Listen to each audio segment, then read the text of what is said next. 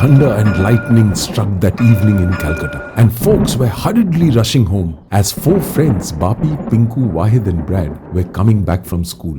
They were friends for a very long time and they all lived in the same neighborhood. Due to heavy rain that evening, they took shelter under the majestic cinema hall portico on Wellesley Street. As they were laughing and joking with each other, when suddenly they noticed Ruby standing with her mother. Ruby also lived in the same neighborhood. All the boys in school knew that Brad had a soft corner for Ruby for a very long time, so the boys started pulling Brad's leg. Bapi, being the mischievous of the lot, immediately hit upon a Khurapanti idea of playing a real-life prank with Brad. But what happened after that changed Brad's life forever. A phase of life which no one will ever forget.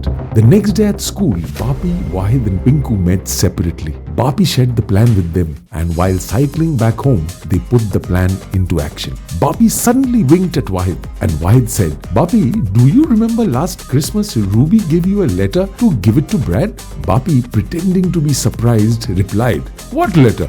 Brad, with a confused look on his face, said, "Can anyone tell me what's happening here?"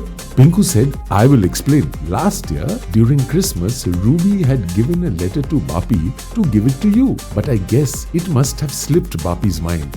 Brad was furious and said, "How can you possibly forget it? And you call yourself a friend?" and left very angrily. That evening, Bapi went to Brad's place and said, "Brad, I am really sorry. I did not do it intentionally. It simply slipped my mind, but I will somehow find that letter and give it to you tomorrow." Bapi managed to convince Brad and promised him that from that day onwards he would carry letters to Ruby on behalf of Brad and be a devoted postman throughout his life.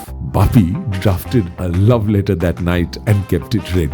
The next day, with the break of dawn, Brad was at Bapi's door. Bapi was surprised to see him that early in the morning, but Brad looked so angry that Bapi could barely hand him over the letter and he rushed off. After reading the letter, Brad was overexcited as Bapi had falsely mentioned that Ruby likes him too. Now, every day Brad used to write a love letter, and instead of delivering the letter to Ruby, Bapi used to read the letter, write a very loving reply every night on behalf of Ruby and hand it over to Brad the next day in school. On one side, Brad was extremely happy imagining about the relationship, and on the other side, Ruby did not know anything at all about this. Valentine's Day arrived. Brad had bought the biggest chocolate bar available in the market to send it to Ruby. Bapi, as usual, took the responsibility of delivering it. The same evening, Bapi, Pinku and Wahid cooked up a plan. They fed a street dog half the chocolate, packed the remaining half and brought it back to Brad. Bapi said, "Ruby ate half of the chocolate and out of love, she sent the other half for you." Brad jumped with excitement. Everyone was having a good time. But that evening, everything changed forever. Ruby's grandmom had phoned from Australia telling Ruby that their permanent resident visa had come through and they need to fly to Australia the very next day. The entire neighborhood was buzzing with news and Brad was sad as ever. The next day, almost the entire neighborhood was at the airport, waving Ruby and her family goodbye. Brad stood right at the back with tears in his eyes, and Bapi, Pinku and Wahid, feeling guilty as hell, stood absolutely still.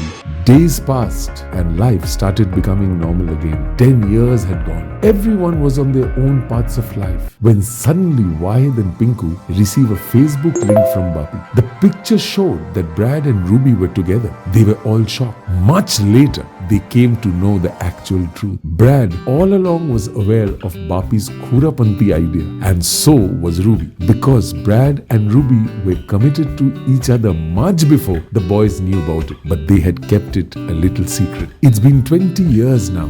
Brad and Ruby are happily married and settled in Brisbane. They haven't come to India since, but till today, when 4 of them get on a video call, Bapi always says that Brad turned out to be the smartest among all of us. If you have liked this true story, please like, share and subscribe.